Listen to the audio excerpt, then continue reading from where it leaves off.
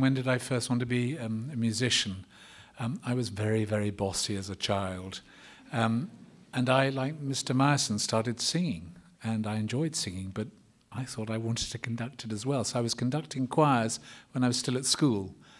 And I was at a wonderful school in South London called Dulwich College, which had a fantastic music tradition. We didn't have any concert hall that was big enough for the school on campus, so we did our school concerts in the Royal Festival Hall next door to the London Eye, that big Ferris wheel.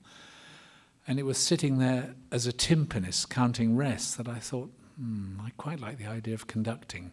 But I went from school, I went up to Cambridge and I sang. I sang evensong every night of term for 3 years.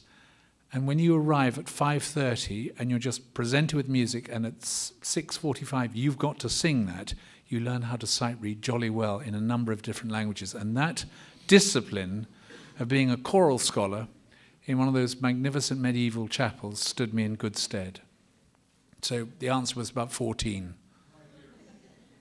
My question's for Maestro Jenkins. I've seen Otello and Così fan tutte, and the differences between Giuseppe Verdi and Mozart are really phenomenal. And I really want to know, how do you prepare for just doing giving honor to those works and those the operas themselves?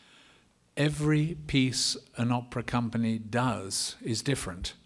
And you won't have seen it, but we opened the Winspear Opera House with a production of Otello in quite a modern setting with an enormous set, which was 3 stories high, made of wood. It worked as a very good reflective barrier for the acoustic, with an enormous 85-piece orchestra, 80 in the chorus, off-stage brass choirs, the works.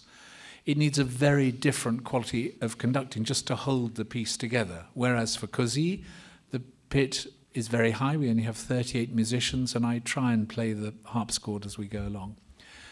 Different courses. And when you prepare each different piece of the repertoire, you have to come in with a different preparation. I, for instance, don't conduct with a baton all the repertoire up to Mozart. Because I tell you why, when I was still a student, I was conducting with the harpsichord, and I used to use a baton. And during the breaks while I was playing the rest, I used to hold the baton between my teeth. Well, somebody thought it was rather funny to lace the baton with Tabasco. And so I was playing away with this thing in my mouth, and my mouth got hotter and hotter and hotter in a very difficult bit of recipe. So since then, I've not used a baton. So from just the way I conduct is different depending on the piece. Hi. This question is directed toward Maestro Jenkins.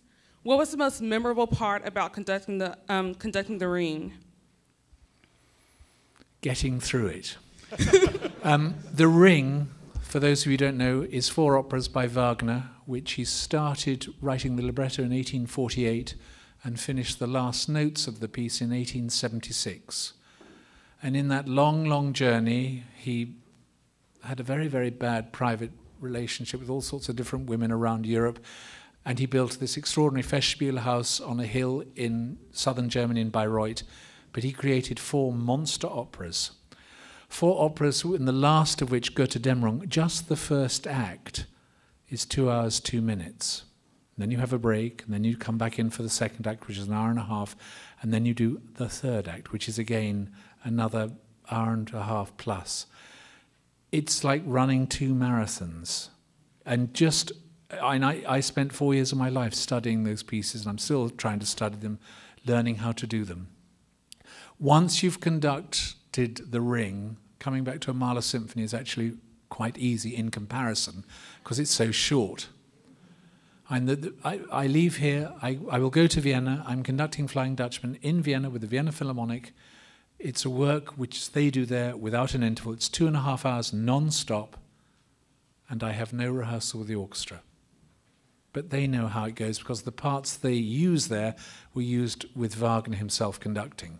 So as long as I know what Wagner did in that pit, and I do exactly the same as him, we hope it'll all hold together. But my journey as a conductor has, I think, been transformed by conducting Wagner. And love him or hate him, you can't ignore him. Because just think of your music theory a moment. At the start of Tristan, ba-dee-dum-ba, that chord breaks down the rules of harmony up to that moment. And go and study that chord at the start of the third measure. And go and study the use of the cor anglais in that piece, because the love potion that Isolde drinks on that boat as she arrives is the cause of such chaos between two lives. And why is it that in the last chord of the piece, with the entire orchestra playing, does the cor anglais not play? It's because by then the poison of the love potion has worked itself out. Tristan has died, and Isolde has sung the Liebestod, and there is no further need for a love potion. Tristan was the great piece that transformed Wagner's life. He wrote it during the writing of The Ring. He'd got up to the end of Act 2 of Siegfried and then wrote Tristan and then Meistersinger, and then came back to write the third act of Siegfried. Studying Wagner, I think you will eventually find to be as rewarding as anything you'll ever study in music theory. It's as great as if you look at a Palestrina Mass, the complexity of that counterpoint to the most modern of Stravinsky's works, to even the latest contemporary scores. You cannot ignore the German master. Yes, how do you become an opera conductor? I hate being pigeonholed. I do a lot of opera, but I also occasionally am allowed to do concerts. But to tell you the honest truth, I find it more rewarding to do opera because we live in a visual age. When you go to a performance of the Sixth Symphony of Tchaikovsky, do you really know what's going on? Do you know that in September of 1893, the 53-year-old Tchaikovsky was perfectly healthy at the premiere, and within 10 days he was dead? And why was he dead? Because the following morning he'd been summoned to a quasi-school board, and the board said to him, Peter Ilyich, we know that you've been having an affair with the Tsar's nephew. You have two choices. Either you exile yourself from Russia for the rest of your life, or you kill yourself.